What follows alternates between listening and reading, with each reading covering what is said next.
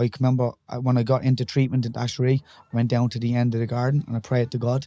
I said, listen, God, if you give me mental health back, I will scream this from every corner of the earth that it is okay to feel like this, that everything that I've went through, I will scream it out to the world. I will tell people my story and I will let people know that there is a way out of addiction. There is a way of sobriety, and that if my mental health gets better, well then people can know that if I'm in psychosis now, there's a way over. Because nobody speaks about psychosis. Nobody speaks about it. I never knew about it until I was in it. And then I was like, what the is going on with me? Chris, thanks so much for joining me today. Laura, thanks so much for having me. We met on Instagram, Chris, the way people meet these days, not on Tinder, on Instagram. That's it. Right. And you are so very interesting. The first thing that strikes me is you run and talk at the same time with your phone in your hand. Yeah. That's a feat in and of itself. How the hell did you do that? Absolutely. I do it the old-fashioned way. Somebody asked me the other day, do I have a gimbal? Yeah. I didn't know what a gimbal was, but it's some sort of device. But now I hold it the old-fashioned way, just like this, steady hand. You're very succinct with your thoughts and you articulate them very well. I can't string two words together when I'm running. Yeah. What's your pace, actually? So usually it just varies on the day. So like at the moment, like I'm just trying to consistently rack up 5K every single day. Okay. And today I've ran day 170. So the pace doesn't really matter. It's just about the deed itself.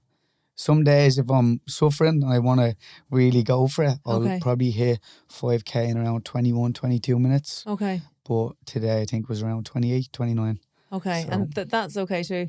But what's really interesting about you is the fact that you are a former addict and you're very open about it and you're very much into that was your old life, this is your new life. You are about progression and about change. So can we just talk about all of that? 100%, yeah. Let's get into it. Brilliant. So I suppose let's go back to the start of the addiction. How did you end up in addiction services and in, I suppose, the psychosis that you were in? Yeah. So basically, like I've suffered with addiction from a very, very early age. But what led me to going up into psychosis was more or less a drink bender, which led into me binging through cocaine, taking like sleeping tablets to go to sleep.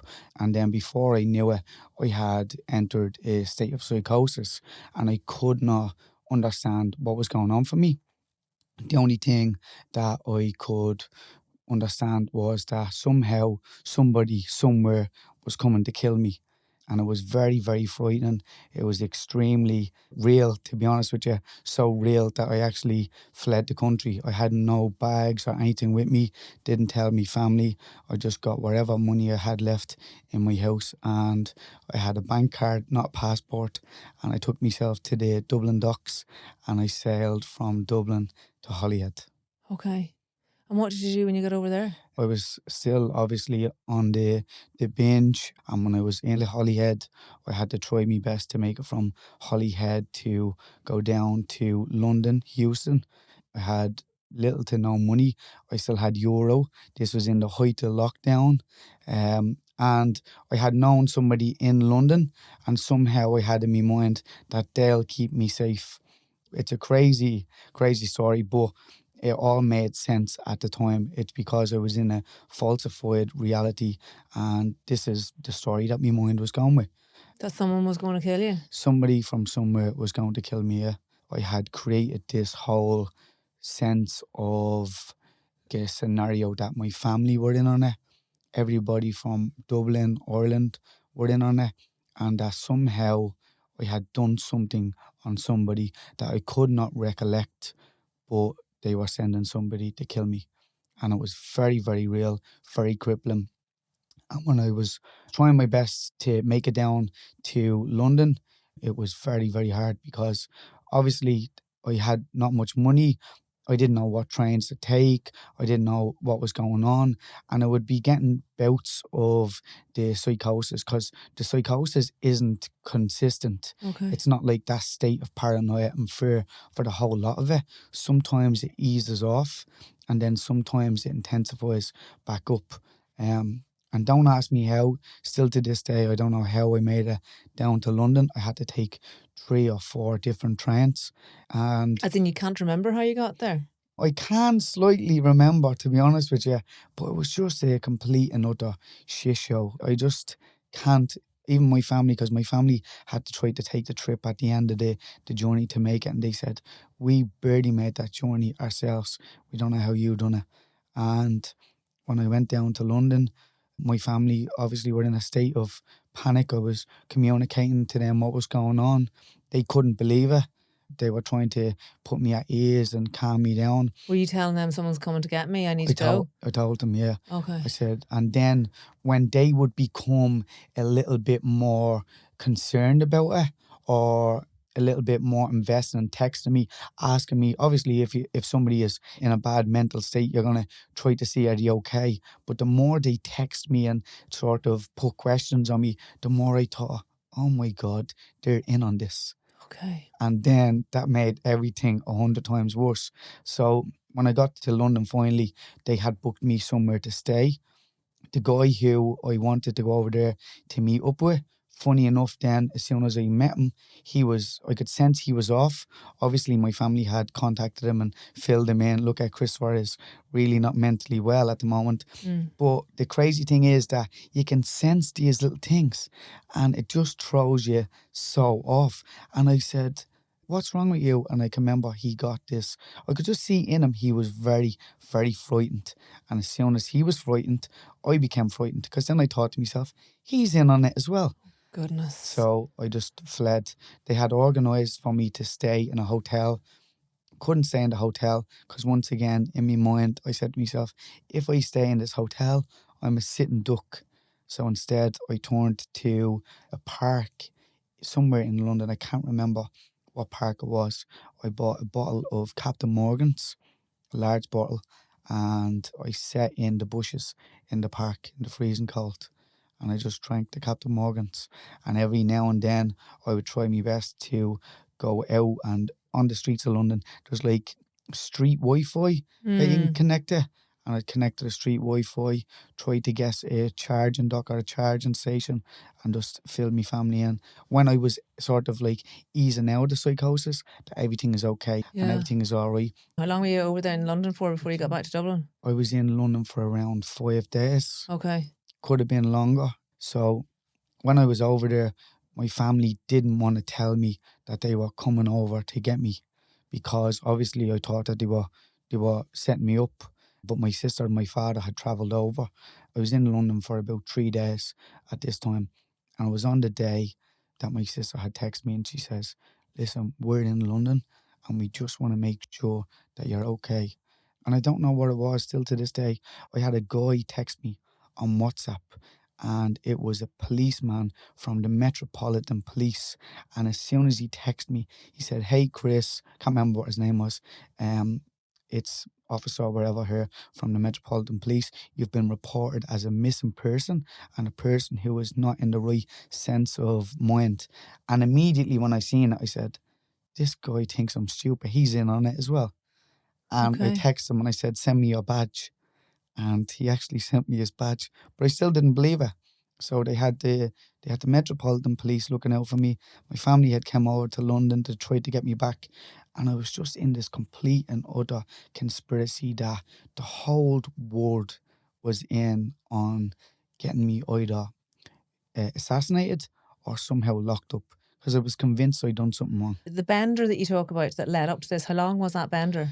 So the bender was around for 5 days, where I had been only moved into my grandfather's house. He had passed away, and I had been drinking and binging up all along right up to this. And I moved into his house, and it was almost like I had that freedom to use drugs wherever I wanted to use them, to drink whenever I wanted to.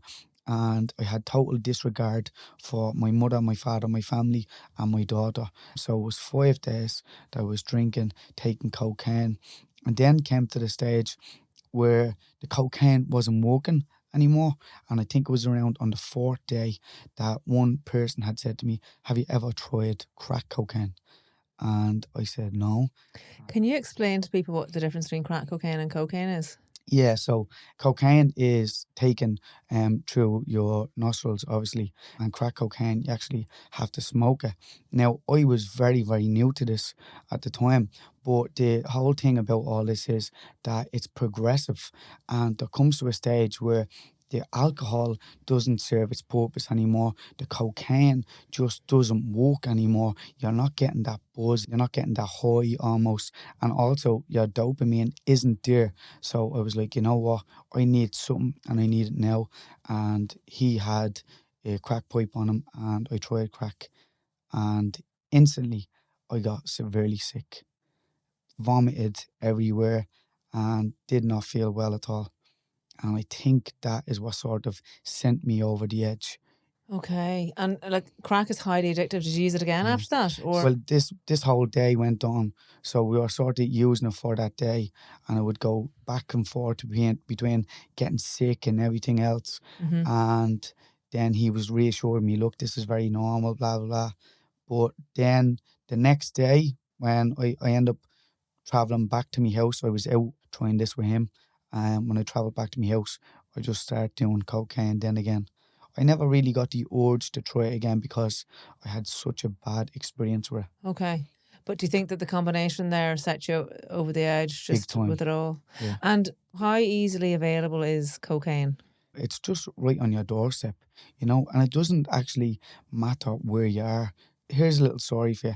Even when I got the boat to Holyhead, when I was in that dock, I had to wait 6 hours for the train from Holyhead to Houston, and some young fella just wandered in and he had a bottle of wine in his pocket, and I instantly just started talking to him and I said, do you know where I can get cocaine?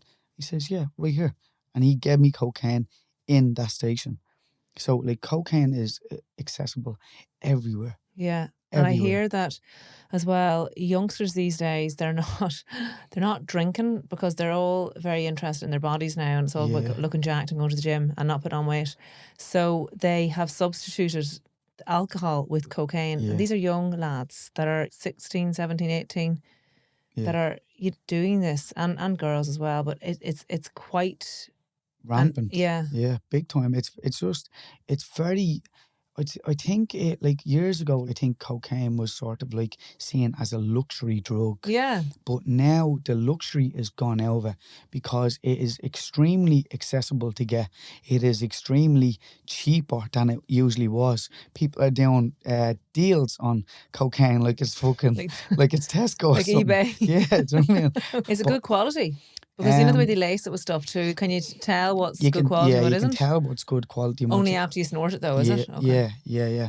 Like there's different ways you can see from the quality, like from a visible standpoint as well. You know what I mean? Okay. But like after you're out for a couple of days, you'll take what you're given. Yeah. You know what I mean? You don't really care if it's grade A or not. And did you spend a lot of money on it? Yeah, so like through the end of my addiction, I hadn't got any money at all, and I was actually on the social welfare. So social welfare couldn't cover my addiction, so which led me to selling the likes of like PlayStations.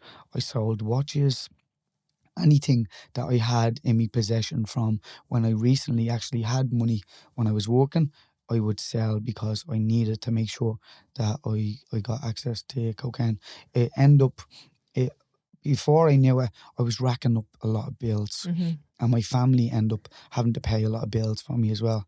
And it got very out of hand very, very quick. Was there any issues with dealers in terms of owing them money and them threatening? There wasn't really threatening because I would always be able to pay up, and my family was always able to pay up for me. You know what I mean? It never got to that extent where like people were on like 20 or 30,000. You know what I mean? I would always make sure that I paid what was needed to be paid. It wasn't until I went into psychosis that obviously all the money that I had left to pay, I just took and just fled the country. Legged it? Yeah. Did they get you back in the boat or how did they get you home? Yeah, so when I met my sister and my father, this is how crazy all of this is, because when you're in that state, it's like everything that you experience is playing along with the scenario in your mind. And it took me a lot to actually meet up with my sister and my father, because, like, still keep in mind, I think these are setting me up to be killed. And when I seen my sister and my father, I had walked up to them, and in the split second I walked up to them, a English police van came around the corner and knocked on the sirens. And I still remember to this day this surge of adrenaline went through my body. And I seen my sister look at me and thought to herself, he's gonna run away. And I don't know why I didn't. And only for the police van went the opposite way and didn't drive towards me, I stayed there. And they had like a muffin and a coffee, and they said, do you want one? And in my head I was thinking they're going to poison me, so I was like, no. That must be so frightening. You think everyone's against you. You know what, it's exhausting. It's exhausting, it's frightening. It is absolutely, it's crippling with fear. It's just the fear is so intense. It's a constant state of fear. But they checked me into a mental hospital over there, and then lo and behold, my mother came over and my sister. Then I was still over there for another 2 or 3 days. The mental hospital released me. I won't go into that just yet, I'll tell you. Why? They Just thought, let you go. Bye. yeah, they thought it was okay. All right. But Did you pretend you were okay? Yeah, I was so manipulative. I used to. But that's the thing. Yeah. And that's the thing, when someone is in that kind of state, they can be very manipulative and make out that they're all right. So were you just telling everyone, oh, I'm grand, I'm grand? When I was checked into the mental hospital over there, they put me into this padded room. And when I was in this room, it's accompanied by like 2 police officers and 2 security guards. Over in England, they actually take it very, very seriously. Yeah. So as I'm over there, then there's these 2 guys sort of keeping me watch, and I was explaining to them what was going on. And my father had to go home to take his medication for his diabetes. So they came over, checked me into the hospital, said, okay, he's safe there, we'll come back and then bring him home. Because this was all in the height of lockdown. They had to get a special letter from the doctor over here to go over. They were rushing. He forgot his tablets, all of this. But then my mind was building up this case. I said to myself, why would he leave me in this hospital, then go back home and get his medication? I said, surely there's something fishy here.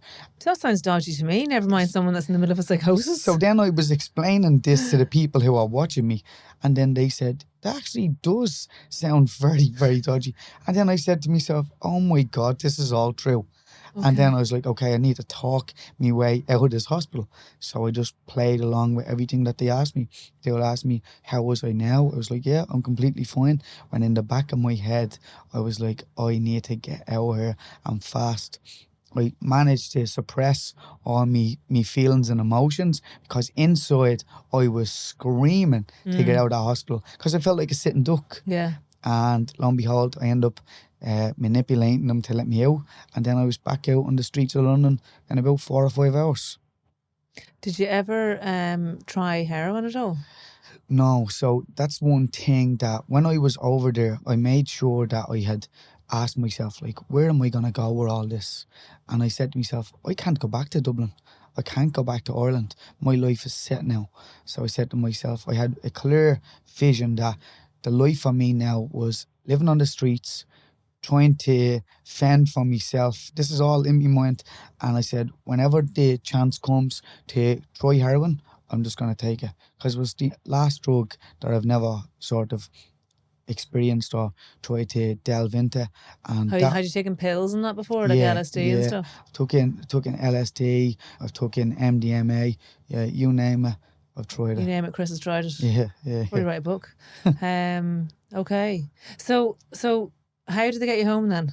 So then my mother came over, my sister came over, and I said, listen, I'm not going home unless I go down to the country and I stay down the country for a while, because I can't deal with Dublin.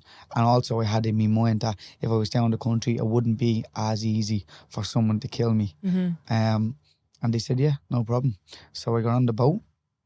As soon as I got on the boat, I was getting spouts of the psychosis back and forth, and I was ringing my family back at home and asking them, look, please, if I've done that, and just please let me know.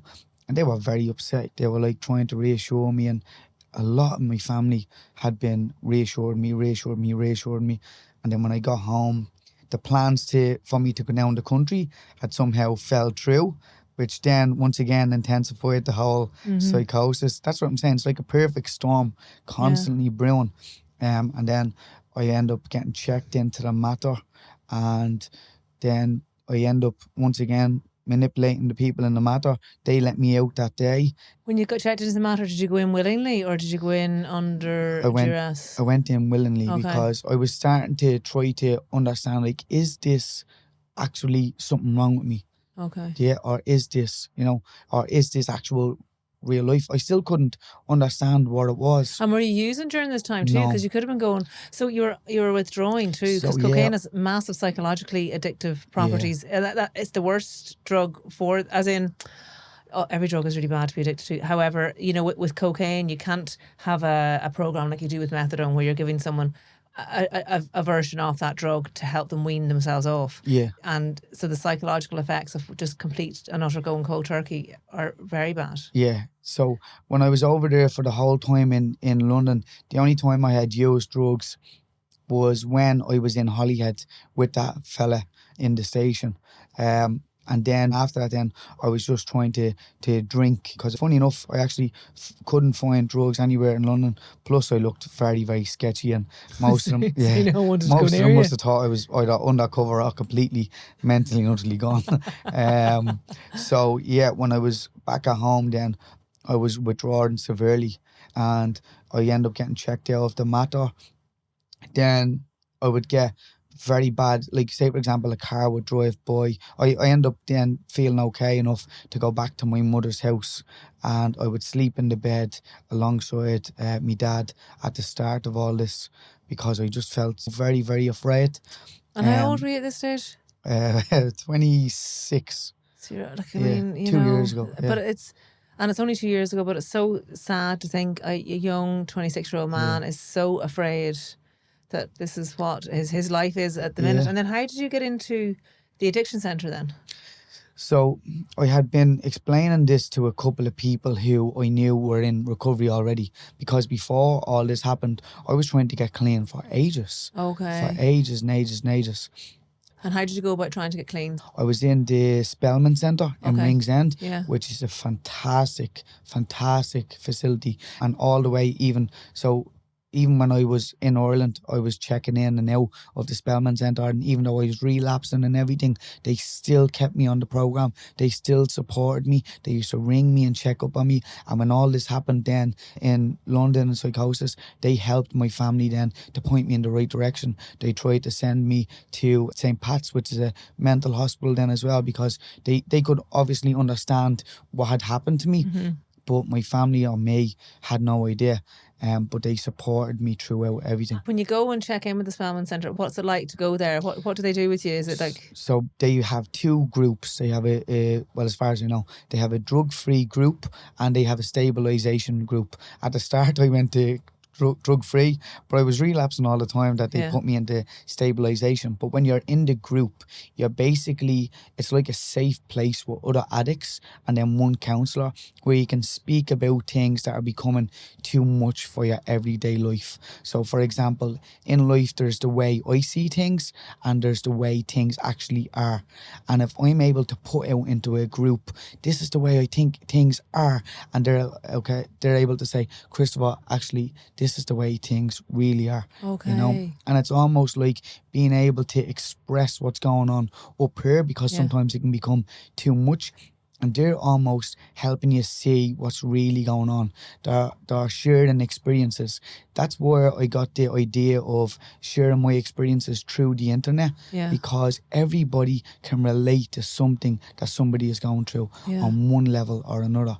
And whenever there was something going on for me, I would put it out into the group, and the whole group then would be able to give me feedback. And is this somewhere that you can just check in daily, or how does it work? And is it free to just drop in? Or yeah, so the Spelman Centre is free. They actually, when I was there, they put me on, because I was obviously on the social welfare as well, they put me on a placement scheme, like where you can actually get paid to attend. And that was really, really good. So it was every day, I think from 9:30 in the morning till 12:30, and it was open all over COVID then as well. Okay. Which is really, really is a fantastic place. But you didn't go there for your recovery from this episode. You had to go. I had to where? go to a rehabilitation centre. Okay. So a friend of mine had suggested Asherie. Yeah. And he had went to Asherie and he had got clean from drinking drugs from Asherie. So when he said that to me, I said, I always just contemplated about going to treatment. And when he said that to me, I said, right, the time is now. I need to go. Because I was then starting to come into age that, okay, this is something in here and I need to fix this. Because I can remember being so distraught. Will I ever go back to normal? Will my mental health ever go back to normal? So I rang Asherie and they said, look, there's a big waiting list for you to come in, but we'll see what we can do. And I can remember being completely and utterly distraught because I was like, I'm never going to be able to get in time. If I don't get in time, I'm going to end up taking my own life. And just out of nowhere, they called me up and they said, would Christopher be free for an assessment? We'll give him a ring. And he gave me a day and a date. And I told a friend of mine that I got the date for my assessment. And he says, you know what? It's the only test in your life you're ever going to get 100% on. And true enough. Because you, boy, are crazy. yeah. True enough, he was right. Okay. Yeah. Okay. So they obviously bumped you up the list then because they thought you were such a mental case. a worrying case that was potentially yeah. someone who might then do something drastic. So they called me and I ended up speaking to them over the phone, and then I went down to the treatment centre, and as soon as I went down there, I just felt like this is where I need to be. People kind of walking around in pajamas and in circles doing powwow, or was No, it? it was just like everyday people, like Okay. you and me. Yeah. You know, there was like people from, I can't go into too much, No, but like I know. people with high quality jobs, you know what I mean? People who just, it's the stereotype. I think what's really important here is that addiction affects people from all walks of life. And I hate the term junkie, that people use the term junkie. Absolutely hate it. But people think of a man on the street shooting up as less than the fella who's snorting cocaine because he's got a high profile job. But in actual fact, they can both be equally addicted to the substance that they're, and both have equally awful times and damage to themselves as a result of it. Yeah, exactly. And it's also the behaviours as well. The behaviours are the exact same. Doesn't matter whether you're in a suit sniffing off a 50-cent coin or if you're sitting in a laneway doing whatever. It's the behaviour, it's the compulsion, it's the urge to use drugs. Was that centre free? No, it was very expensive. So in the end, my sister had to get a credit union loan. She took a big chance and she paid the fee. So the fee was around about €10,000, I think, in around that. That's what she had to pay back the credit union anyways. But when she gave me the go ahead to go down and go to Asherie, I was forever grateful.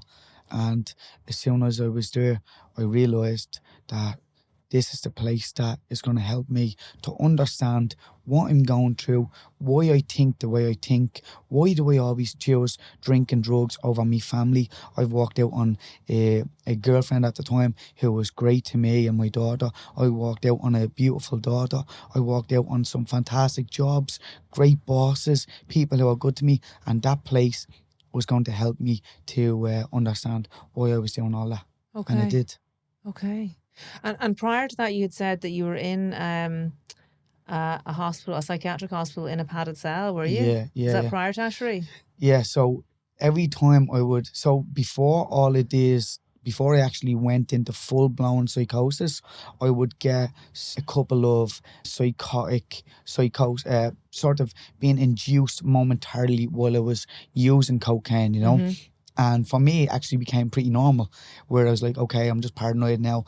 And I used to hide underneath my bed and I'd hold like a knife on my chest and I'd have my bed impaled up against the bedroom door. I'd be underneath it and I'd be looking at my window. So it was like the two entries. And whenever this would happen, I'd be like, okay, it's time to probably go over to James Hospital now because I don't know what's going on to me. And I'd ring me dad up and he'd be like, okay, right, I'm going to come in and get you. And then we go over and they'd sit me down and there would be a psychologist there who talked to me and everything else. And when they sorted a paranoia, I'd call this paranoia at this stage, when that would delve down, I would just go back home. But they'd keep me into like a padded room. It's not a place where you want to be. And, made wait for a long time to speak to somebody from the mental health team. And are you in there by yourself? So I was always in there with my dad. Sometimes if I was on my own, I would be in there by myself, yeah. Is there a window in that room? No. And are you allowed to take your phone in or? Are you allowed to take your phone in? The one in England, I was allowed to take my phone in, yeah. They didn't do too much checking, but in there, I was allowed... Actually, yeah, I was allowed to take my phone in there as well, okay. Yeah. But apart from that, you can be by yourself for a good few hours? Yeah. Which in and of itself is quite scary, It's maybe, as well, is it? extremely scary. So you've been in those rooms like a number of times over your... Yeah, I would say I was a regular. Yeah. I hear it's Chris again. Yeah, he's come Chris, back. you know the way to go. You know where the jacks are. That's where it went, yeah. Goodness me. So tell me about Ashery. How did they change your view of yourself, etc.? Ashery was just like a breath of fresh air. So basically there's these dormitories where you're assigned with another same person of sex. So I was in a dormitory with obviously a man, because when you're in that state, you know what I mean? I can only imagine. You don't know what's going to go on. So I was in a dormitory where actually two other men checked in, and when I went down there, I was assigned a counsellor, and the counsellor's name was Noel. And I swear to God, I couldn't have been assigned a better counsellor. He made me feel safe. It was like he understood me. And because even down there, I was still going into little bits of psychosis. And I was like, Noel, I feel like they're going to come and shoot me down here. And he used to talk me off the ledge. And he'd be like, listen, let's say, for example, there is a hitman coming for you. How long is he looking for you now? I said, well, probably about 2 weeks now. He's like, okay, he must be a pretty shit hitman if he's looking 2 weeks. And he talked me down off this ledge. Okay. And he made me feel very, very safe. But every day when you wake up, you have chores. You have group therapy where you're able to delve out what's going on to you and then delve out what's going back. But down there on my first group therapy, I got such a fright, because when I went in, everybody was so quiet, and I could feel that everybody in the treatment centre was very off with me, and I did not know what was going on. And then they said, would anybody like to throw something out in the group? And they said, yeah, well, the newcomer Chris has been speaking about all his good times when he was taking drugs. I was going into that treatment centre and just making it out as if like all these crazy things that I done, sort of shared on my highlight reel of addiction with everybody, and trying to build myself up, my self-esteem up, and be very, very egotistical. Yeah. And everybody in there then sort of shined a light on that. And that's when I felt extremely uncomfortable at first. But then my awareness started to kick in. And then I started to realise in that moment, I was like, okay, hold on for a second. Maybe the problem isn't everybody else. Maybe the problem is me. And then something clicked.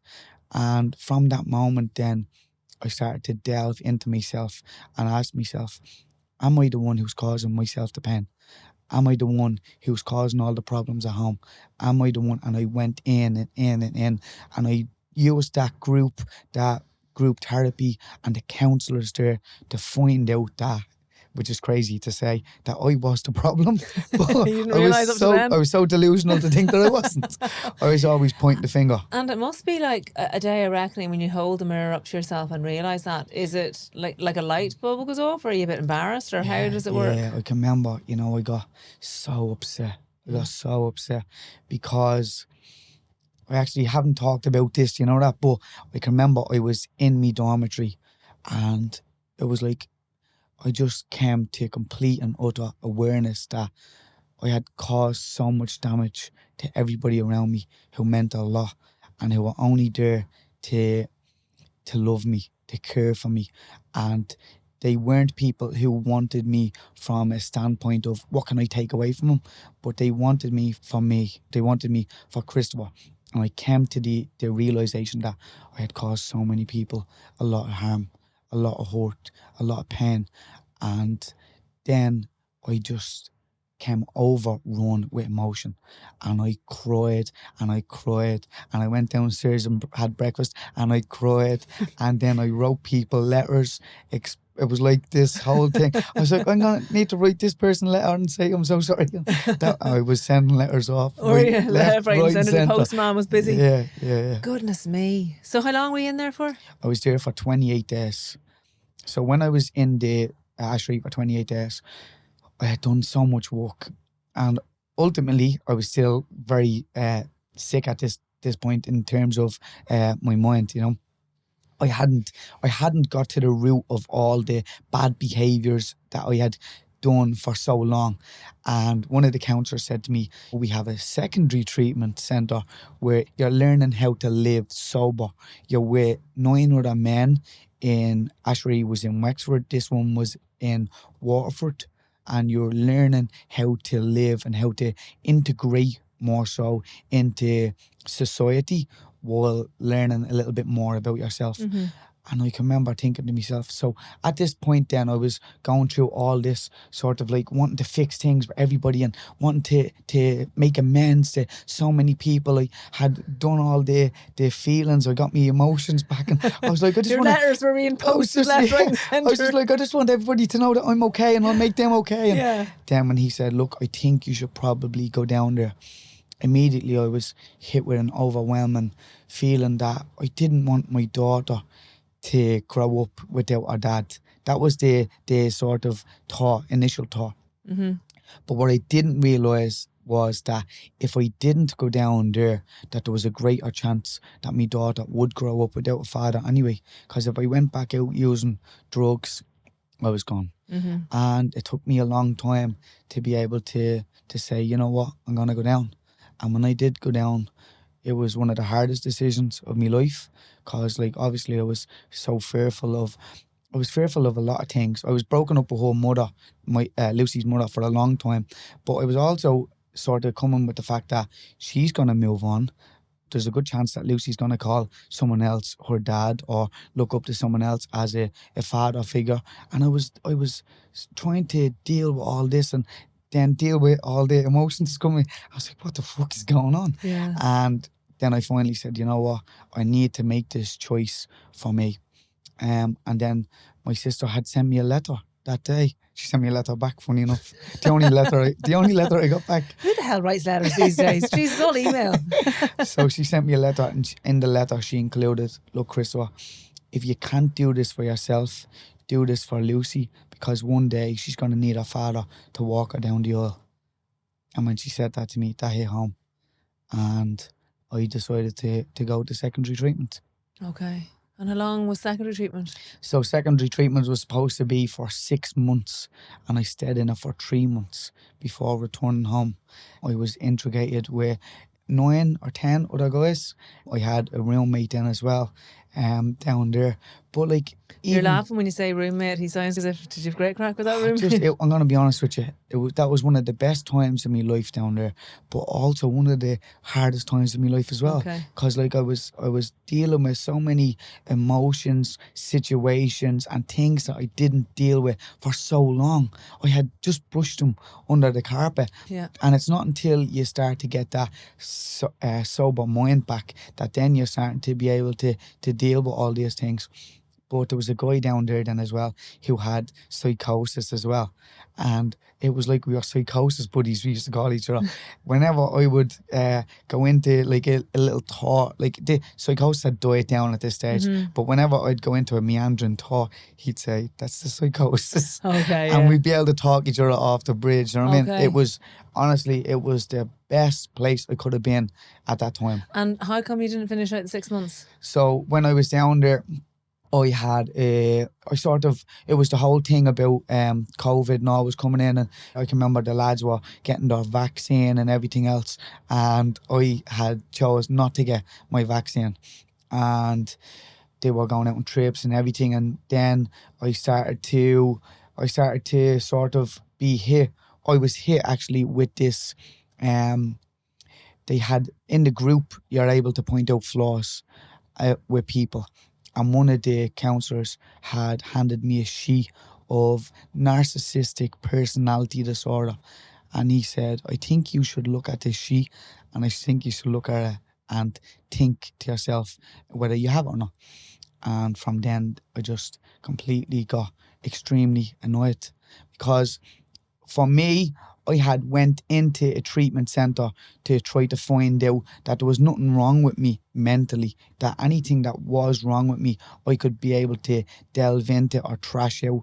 And for somebody to sort of hand me a sheet and sort of, I understand now at this time that he was only trying to get me to explore the option of narcissistic personality disorder. But at that time, I felt like he was sort of handing me a piece of paper to say that I had another mental problem, you know? Okay. And that for me then was enough. So Your counselor did this?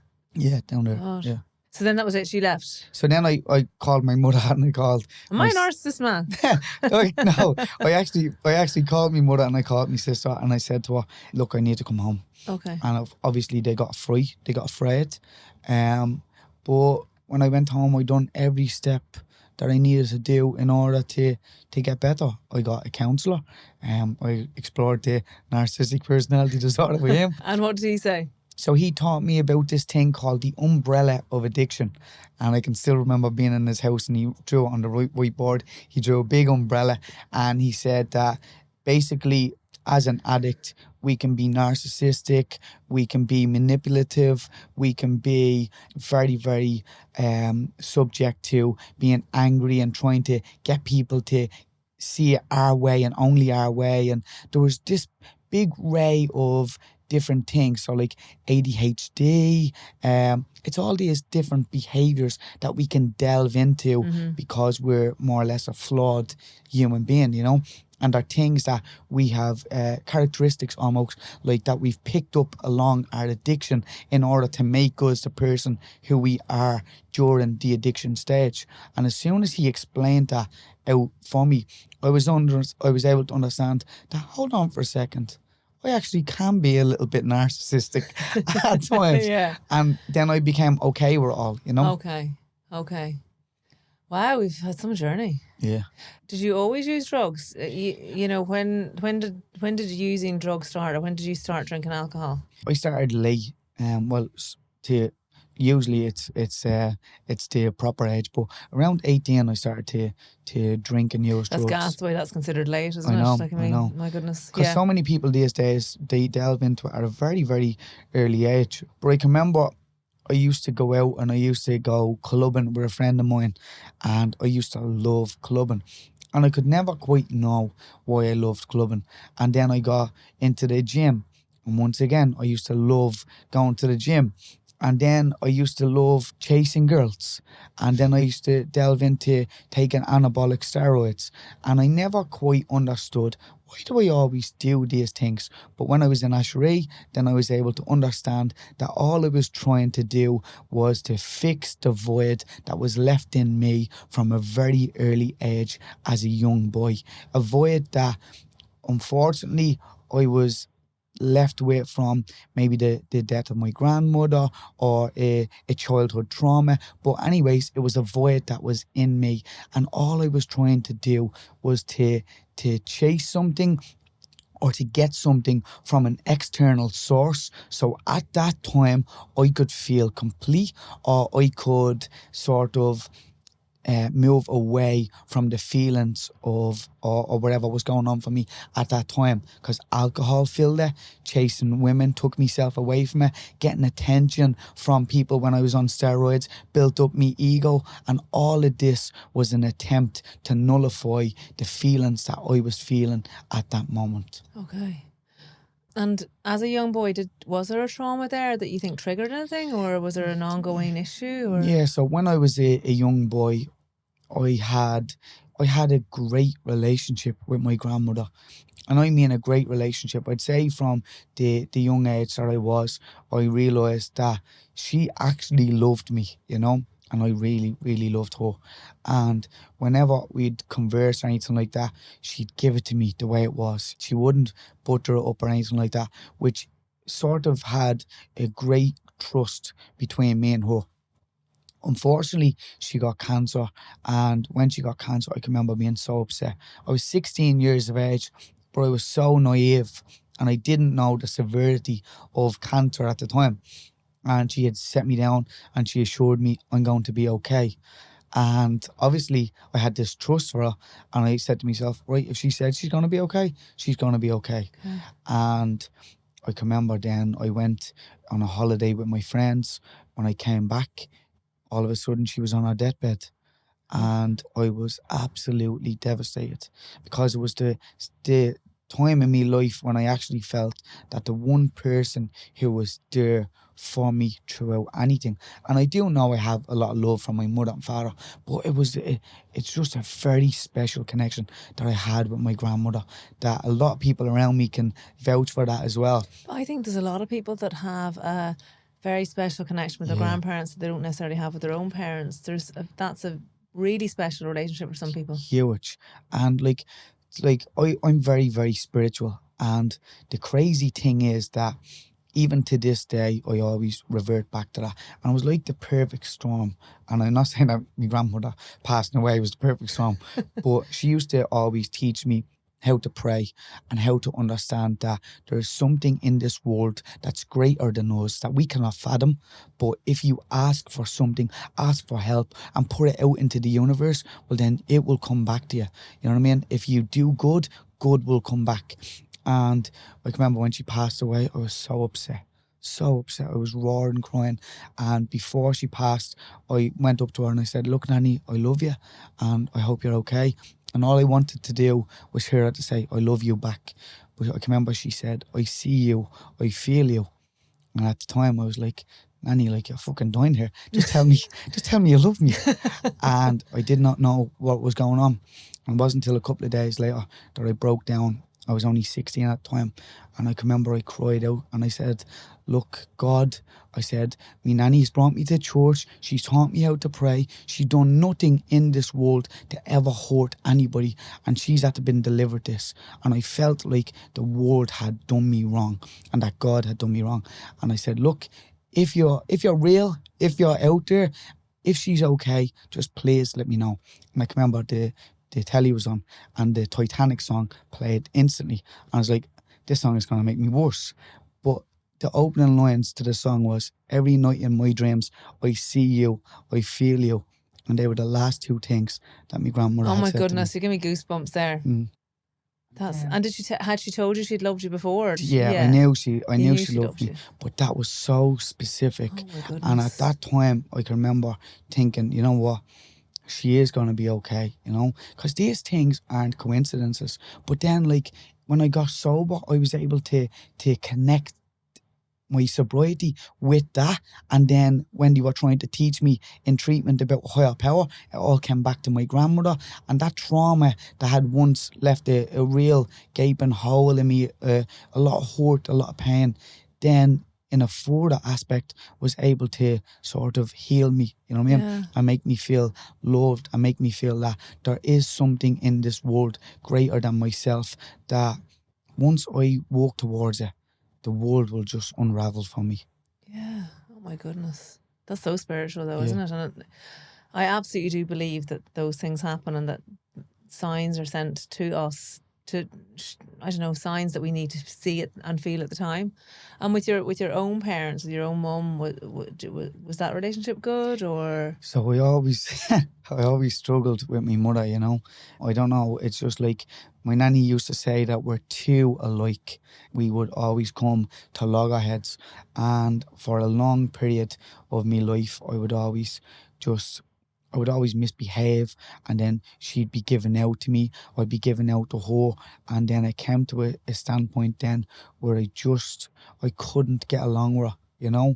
And it wasn't until then that I went into treatment then once again that they started to teach me about boys and their mothers. Tell me a little about boys and their mothers. I have three of them. So basically, like, you can be very, very disrespectful and everything else, but you need to come at every single thing from a point of love, you know?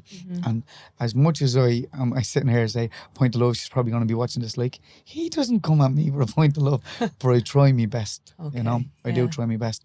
And I try to make sure that I show her that I love her, and she tries to show me that she loves me as well. Everything is a work in progress, isn't Everything it? And like you say, sometimes people are just too alike and they do just butt heads. And that can just be a part of life. And the fact that your granny had such an influence in your life too was lovely. Obviously, it was devastating to you when she died. But, you know, and so then once she died, is that when you spiraled?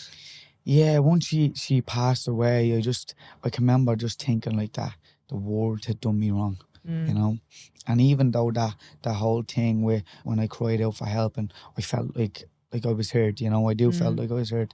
I felt like the world just done me wrong, and I felt that I had been betrayed. I felt like me nanny had been betrayed by the world, because she was a saint. She looked after people. She was just a good woman, a fantastic role model, even as a man growing up. You know what I mean? I still try to mimic her personalities, and I just felt like fuck this world and fuck everybody in it. Yeah. And everybody's going to feel me rat.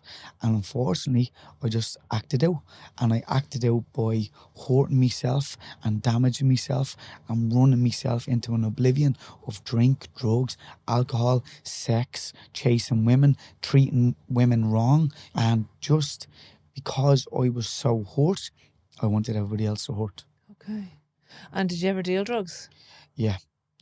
So obviously, as I started to grow older, I always wanted to be felt part of, you know, and I always wanted to be one of the lads and one of the boys, because I was so insecure in myself that if I had a social circle, and I'm able to understand this now, but back then I didn't know what I was doing.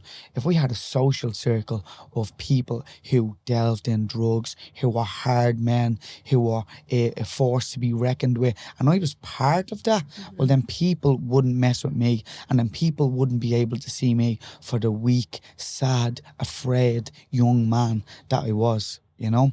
And unfortunately that got me into crime. It got me into dealing drugs, which ultimately then only lasted so long before I started to take drugs. And did you ever end up in prison? I've never ended up in prison, thank God. I've ended up in mental institutions everywhere else, just not prison, thank God. Are you currently taking medications for your mental health, or not? No. Were you ever on psychiatric medication? When I was on psychosis, I was explaining to the doctors what was going on to me, with me, and I was hearing voices, and they prescribed me olanzapine. And when I was taking olanzapine, and I'm not digging the drug, but I'm just explaining my experience with it. That's okay, yeah. I felt like it completely took away my soul, and it made me just a shell of a person, but my mind was still active, and it was so psychoactive that then the voices then of the psychosis sort of slipped away, but then it intensified with certain voices, and the voices were very distinct. They were voices of like an elf or something along the lines of that, and I was able to link, this is separate from the psychosis. This is completely different. Had you had voices when you were in a psychosis? No. Okay. No, I had understanding, if that makes sense. When I was in psychosis, it was like, it's definitive. Someone's coming to kill me. I'm dead. You know, but when I was taking the olanzapine, I could hear like elves just speaking to me, telling me to take my own life. And it was very, very scary, because I was trying to explain to the doctors, look, I think this is what's going on. And they were like, no, that's a psychosis. We can promise you that. And it wasn't until then that I went to treatment. I spoke to the doctor in treatment, and I said to him, look, I've took myself off this medication while I'm coming in here, because I didn't come in here to manage my life while taking drugs. I want complete and utter abstinence from every single drug, any sort of medication at all. I don't want to take. And the doctor naturally just completely understood where I was coming from. Okay. And he made sure that he kept an eye on me, he watched me, and he made sure I was okay. And then from there, I have not taken anything for my mental health. I have not taken any sort of prescription drugs or anything along the lines of that. Okay. And do you miss booze or drugs, or do you miss the feeling that they gave you? That's a question that a lot of people say to me. And I'm going to be quite honest with you. I don't miss it.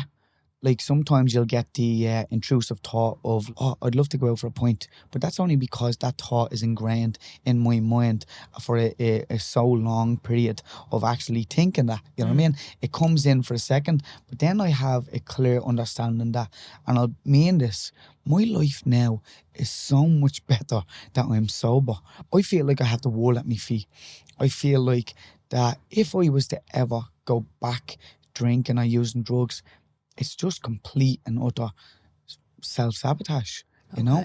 So to answer, like, no, I don't miss drink, I don't miss drugs. What about the roids? Do you miss them? No, you know what? I have one thing I have a love for is exercising. I have a passion for going out and suffering.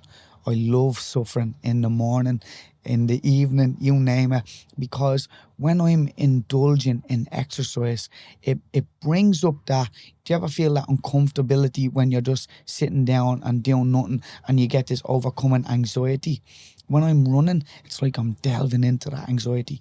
I'm delving into having the argument with me ma back at the house, and I'm facing those demons head on, and I'm running through them. I'm able to delve into it, and then when I'm done and everything is done, I'm calm and I'm okay, and the world is a better place.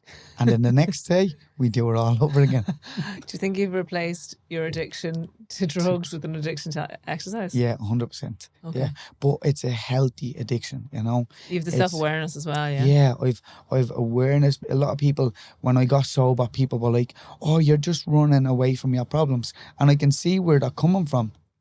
But at the same time, I love exercise. I really do. But you loved exercise before as well, didn't you? Because you said you went to the gym and that. So this has been something that, it's obviously something that you have used for your mental health. I do too. You were saying about sitting on the couch and feeling anxious, and when you exercise you feel better. I'm the same. Yeah. So, and I think that a lot of people can relate to that as well.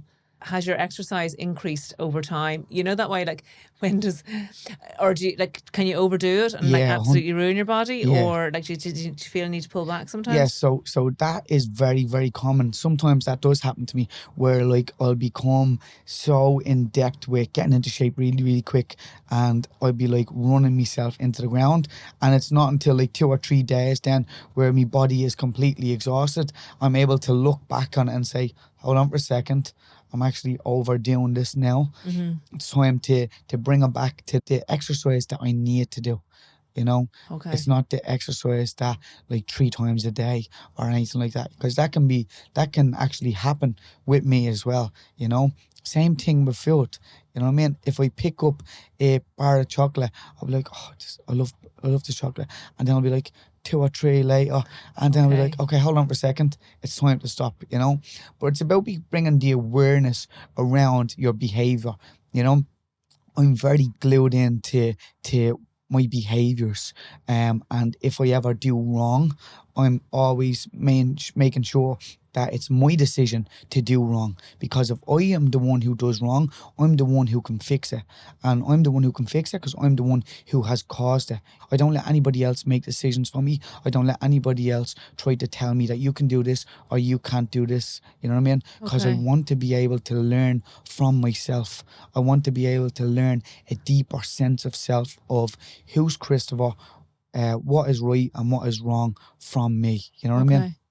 And did you ever explore Buddhism or anything like that when you were in the ashray? Or because it sounds to me like the way you're speaking, it sounds to me like you do have a huge amount of self-awareness and you're quite a spiritual person. So did they ever explore those kinds of different religions or anything like that with Never. No, I if anything came closer, I can remember that a good friend of mine gave me a book before, and it was a book by Eckhart Tolle, and it was Stillness Speaks. And I can remember he used to speak about awareness. And this is what I mean. Life is just like this big, perfect storm. And when you want to get better, you're able to link things up from the past. And you're like, oh my God, remember that book that he gave me 3 years ago? And then stillness speak then obviously then started to come back into my life.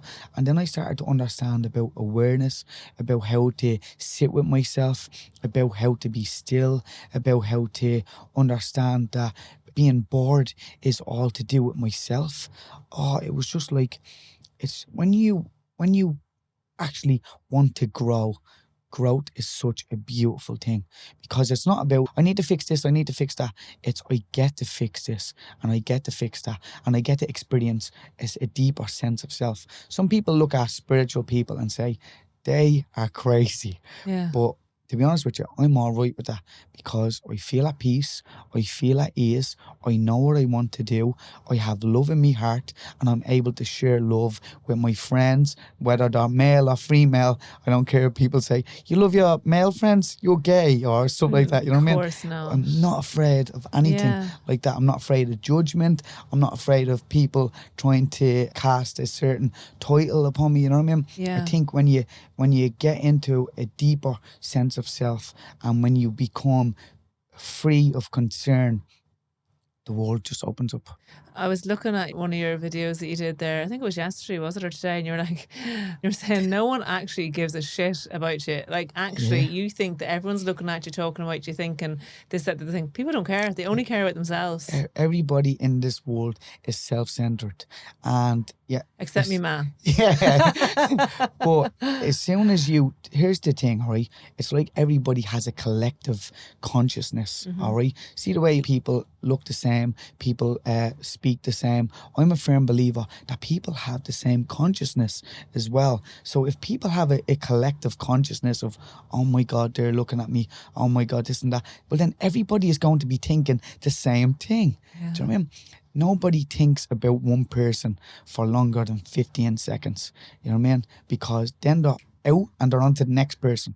And anybody who does that is somebody who is at complete and utter war with themselves. So in order of delving into themselves and saying, why am I jealous? Why am I biased against this person? They're just going to slander them. And when they slander them, they're on to the next person. And it's that sort of thing that really does not matter. You know, and we are very, very insignificant in this world that we all think the world revolves around us. I used to think, that's the video you know. I used to think the world revolved around me. I used to think that it was so important. And I used to think that I was in these WhatsApp groups or people were speaking about me and everything else. And even if I am, that's none of my business. But at the same stage, as soon as I realised, like, I'm actually not that important, then I was just like, oh my God, nobody gives a fuck about me. And it was like, not like the nobody gives a fuck at me where you feel sad. It's like at ease, you know what I mean? And then you're just like, oh my God, I can actually express myself. Rather than being delved into these friend groups where I don't even like the people who I'm around, but I just want to be around them because the status that they have, or the fancy clothes that they wear, or the fancy jewellery that they wear. Instead, I then spend more time on my own, because I actually enjoy my own company better. I actually enjoy certain films that they probably wouldn't even watch better. Different music genres better. You know what I mean? People say I have bad taste in music. Me personally, I like my own music. Do you know what I mean? But it's about learning all about that. Yeah. And since you came out of Ashery, did you have any psychosis episodes or any of those intrusive thoughts? No, so like you will get intrusive thoughts. An intrusive thought is a thought that comes to you from a complete nowhere. You know, somebody once said to me, do you know where your thoughts come from? And I said, no. And they said to me, nobody does. So if nobody knows where their thoughts come from, you cannot allow a thought to manifest. So as soon as an intrusive thought comes into me, to me mind, I'll just understand, okay, this is an intrusive thought. There's no truth to it. There's no fact to it. I actually don't want to do it, and then just goes. Now, for a while, it was a battle where I used to have to give myself words of affirmation. So if an intrusive thought came in, I would say 3 different affirmations. I would say every day in every way. Every day in every way, I am getting better and better. I don't chase, I attract. What's meant for me won't pass me by. And the person I am seeking is also seeking me. And I release any blockages that's standing between us. And that might seem a little bit like out there, but the more I speak it to the universe, the more I'm speaking it to myself. And the more I'm actually saying these words, the more I'm able to create a mental picture.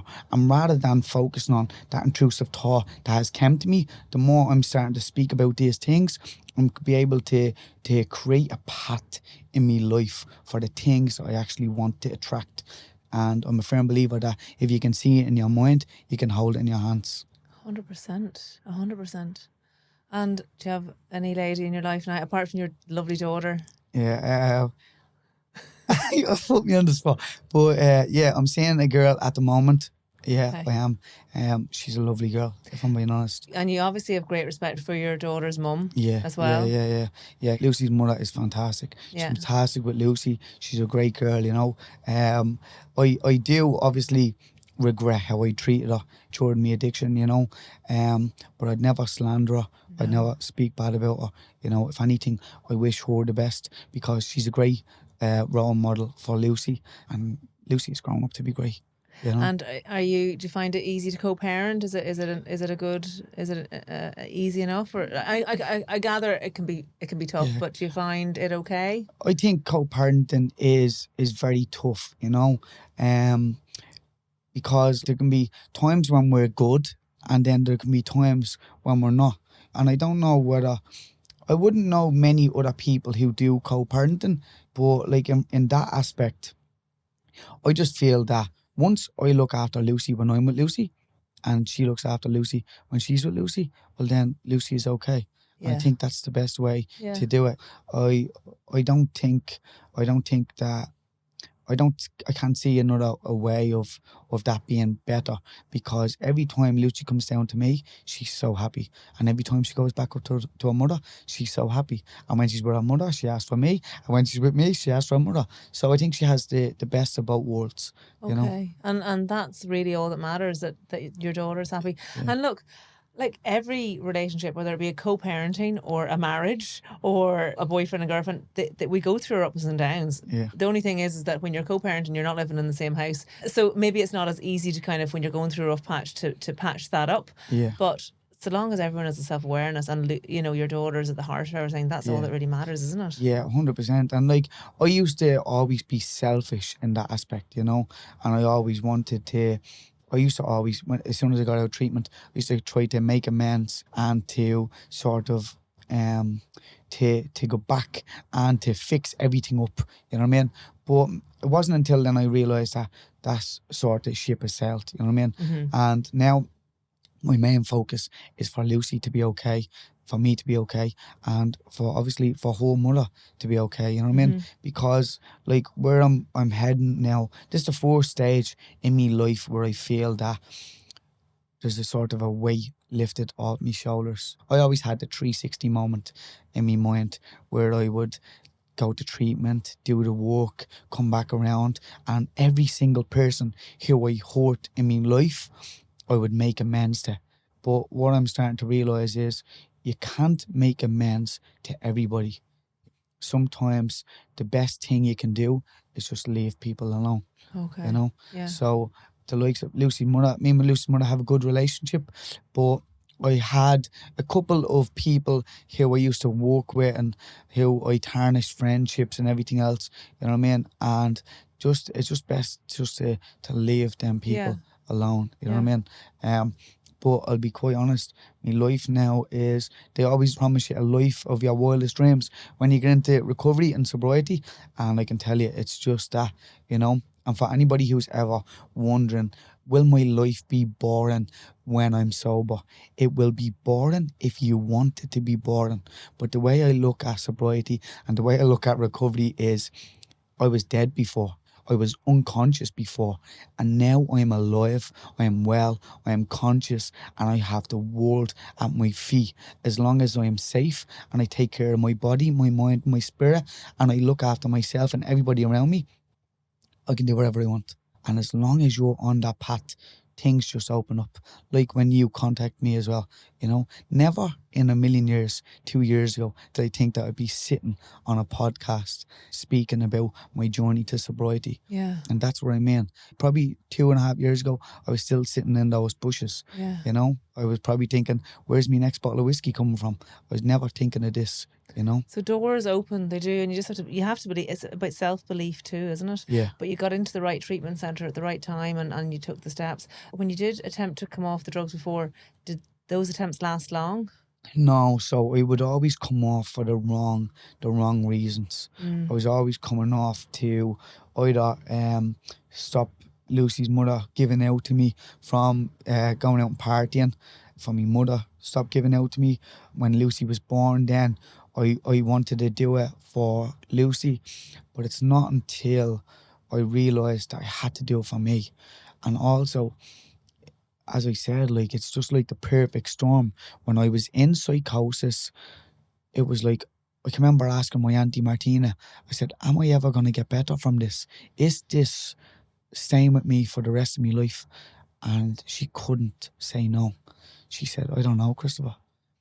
And I can remember that really hurt me. It really scared me.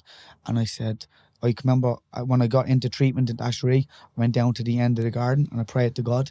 I said, listen, God, if you give me mental health back, I will scream this from every corner of the earth, that it is okay to feel like this, that everything that I've went through, I will scream it out to the world. I will tell people my story, and I will let people know that there is a way out of addiction. There is a way of sobriety, and that if my mental health gets better, well, then people can know that if I'm in psychosis now, there's a way out of it. Because nobody speaks about psychosis.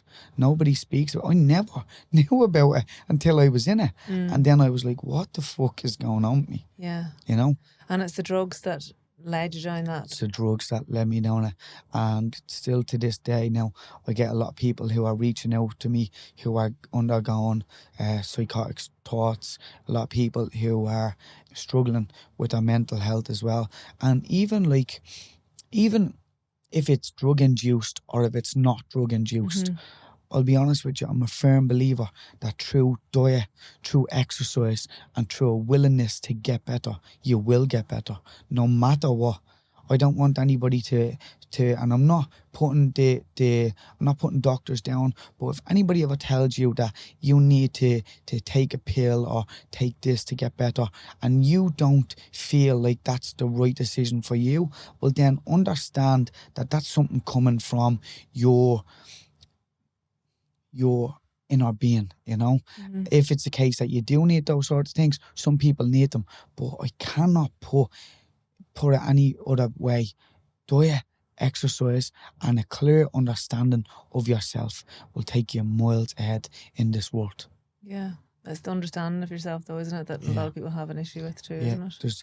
Everybody has a consciousness inside them. Everybody has something inside us that we can't fathom. Honestly, we can't fathom. When I was into psychosis, the best way I can explain it is that I was in a different realm that's in this world that nobody can understand. But if you believe in a higher power, you need to believe in a lower power. And when I was in psychosis, I was being entered into this lower power. All of this hurt, pain, mental health problems. And it's not until you free yourself of all those bad things that you then start to enter a realm of a higher power, of spiritual awareness, of love, you know. And I'm a firm believer of the law of vibration then as well. And the biggest vibration that we can operate from is, well, the third biggest on it is love. And that's what I try to do. No matter what I do, even if I act out in anger, I'll calm myself down and say to myself, how can I operate from love in this? And it always works out. My goodness, for a 28-year-old man, you're very wise. A lot of people You've lived about 3 lives, though, in fairness, in those 28 years, yeah? Yeah, true.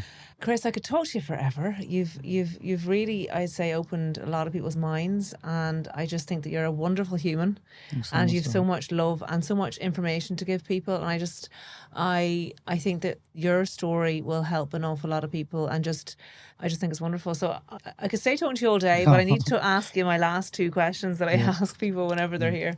What advice would you give young people today, Chris? So it's very hard to give a young person advice because obviously they think they know it all. But if anybody is struggling or growing up and doesn't know where they're heading or where they're going, I would say forget what your friends, your teachers or your family tell you, and ask yourself, sit in your bed one night and say, what do I want to do? What do I love to do? And how can I make a career out of that? Not how can I make a job out of it? How can I make a career out of it? Because a career and a job are two different things.